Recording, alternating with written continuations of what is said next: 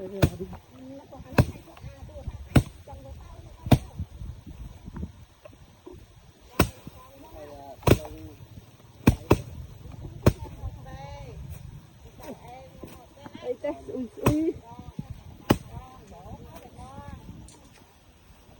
một thôi đó nè. Tôi coi tôi đây.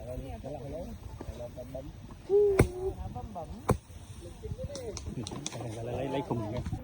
Là cũng lớn ba nữa. Rồi muốn.